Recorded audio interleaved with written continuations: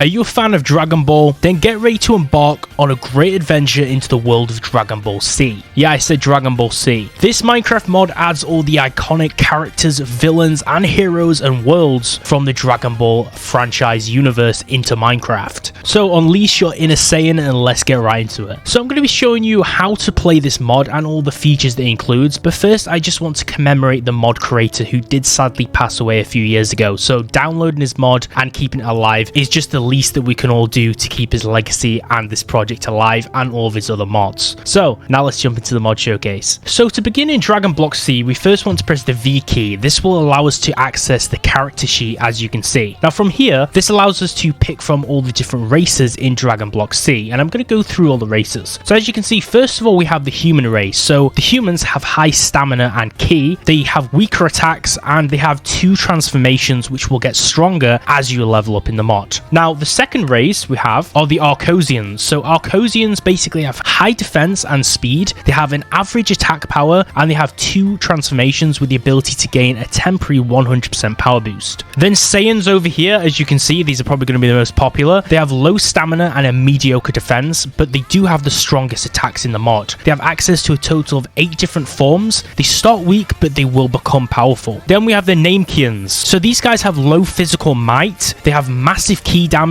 above all of the other races in game, and they have 2 forms and they will grow as you level. Then we have the hybrid Saiyans or half Saiyans, and these are kind of like less extreme versions of Saiyans in this mod. They have a less extreme stat spread, they have less strength, but they have more stamina and defense, and they have all the same transformations that Saiyans have. Now I'm obviously going to select Saiyan because most of you guys are probably going to want me to do that. Now my skin is kind of a little bit awkward because you can still see the helmet on this, which is going to be a little bit irritating. We can go on default skin or we can use custom skin, and from here we can select different elements to our skin. We can select different skin colors. We can basically customize our character, and this is the character customizer, which is actually pretty neat, and we can change how our character looks. We can change the eyes, mouth, nose, and body type, and we'll press next. So from here we have the power type. Now we want to change the power type here from natural to ki, and this allows us to select a class and ki color, which we can do next. So we can select our build over here, so we can have a build. I'm going to select warriors, which are fighters who prefer physical fitness and raw power, but you can see there are actually quite a few over here. Now as we press next, you can see we have our stats over here, and we can press accept, and this is if you want to accept all the things we've selected. And now you can see we're now in the world. Now I didn't really cover information on the classes, so I'm just going to give you some information. Now we had a few classes there. Now the warrior has the highest strength and health. This is one that I picked, and they begin with stats which are centered around close quarter combat, and they benefit from those stats. Now you might have also seen the spiritualist. Now the spiritualist has more ki and ki power than the other 2 classes, and they start out with stats which are based on ki control. Then we have martial artists. So these guys have good strength and ki control balance. They start with a balanced stat spread, and they have a small bonus to ki and physical attacks. And after the class selection, you usually will pick your aura color. If we press C, then we can actually power up, as you can see over here, and you'll see the bar at the top is actually powering up. So this is probably what you guys have seen in the screenshots, and you can see we can power right up,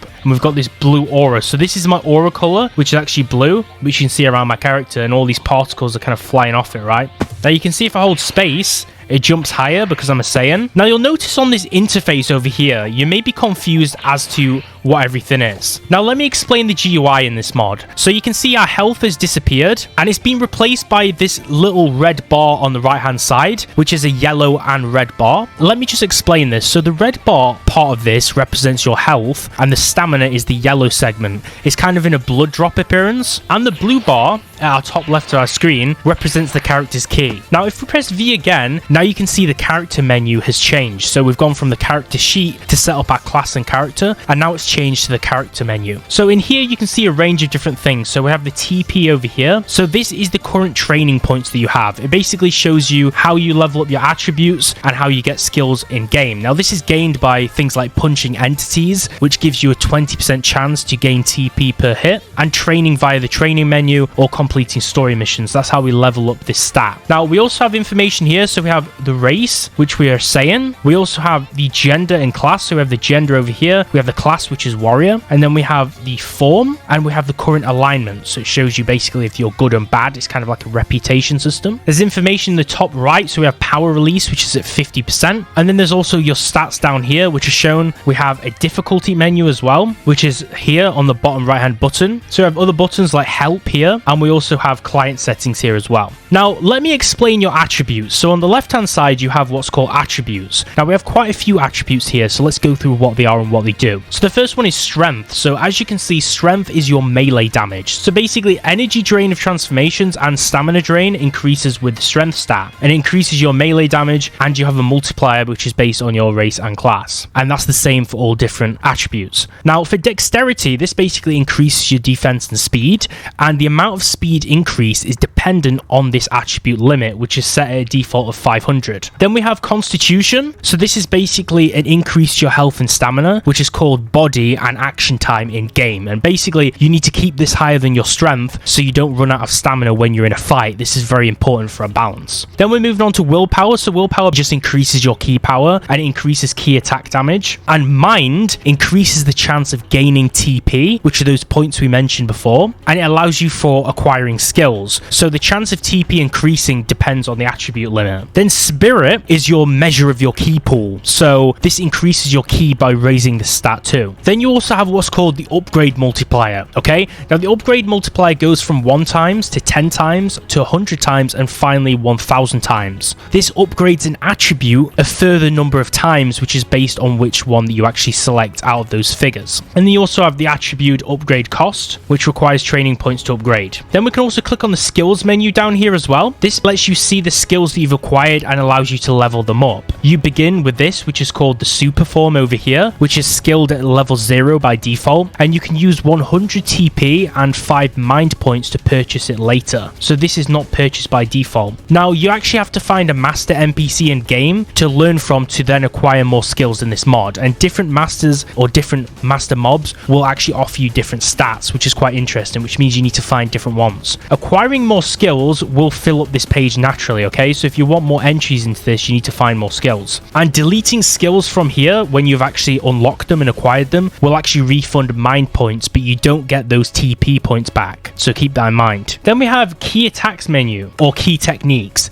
This shows you 4 create buttons, and these are 4 different slots for creating your own custom key attacks. Now when we click one of them, it brings up the creation menu. Now the next button at the top goes to the learned attacks button. So if we press next, it shows the learned attacks. But in create, this is where we can basically create our own attacks. So we can generate random different names here. We can change the type, the speed, damage, effect, the color, the incantation, the fire, and the move. So we can create our own skills from here. And when we press next to the top, like I said, it'll show all of the learned abilities from the master NPCs. There's also the training button. So down here we have what's called the training menu. So this shows 3 buttons too. It shows the shadow dummy, the concentration, and battle power. Now these are a few different things, okay? Now the first 2 are training methods, and on here we have 3 different ones. So we have shadow dummy, concentration, and airboxing. So they may be a little bit different to you. Battle power might be airboxing under yours as well. What battle power would be a cosmetic change to the BP reader on your keybar. And we'll move on to the shadow dummy. So the shadow dummy basically spawns a black humanoid with higher stats than you as the player that basically quickly reduces your health and will despawn before you get too much TP. Then we have the concentration. Concentration is a mini game where you click blue orbs on the screen that appear on screen, and you have to try and avoid red and black orbs which come up, which are kind of anomalies, right? And this gives good TP and it resets in each in-game day. Then airboxing has an in-game daily limit on TP claim. Keys start to spawn on the key track, which move towards the left side, and pressing the shown key when it reaches the box on the left side is key. Keys become red when they're missed. So they're kind of like mini games, right, to acquire TP. Then we also have the Saga system. So this used to just be called the story system, and basically we press next on here to actually begin the story mode in this mod. This offers you missions, which is also another alternate way to get TP in Dragon Block C. And also if you click at the top, it shows side quests. So I do have one which is available that comes with a mod, and this is an alternate story. So these are mainly for custom user-made quests which are not made by the original author. There is one that comes with it and some that you can download as so-called expansion packs, and it has one here, DBS Broly Movie. It's an alternative story for the DBC mod based on the Dragon Ball Super Broly family movie. So I could click this and start it. And on the groups tab, this is specifically for multiplayer, right? So if you're playing with your friends on Dragon Block C and you want to play a multiplayer, this allows you to form a new group and party up with others. You can invite players, set who's the leader, kick players, or disband the whole group entirely, or just leave it. This shares your TP with other party members, okay? So this increases the strength and the number of enemies by 50% based on how many members are in the group. So per member, it increases the strength and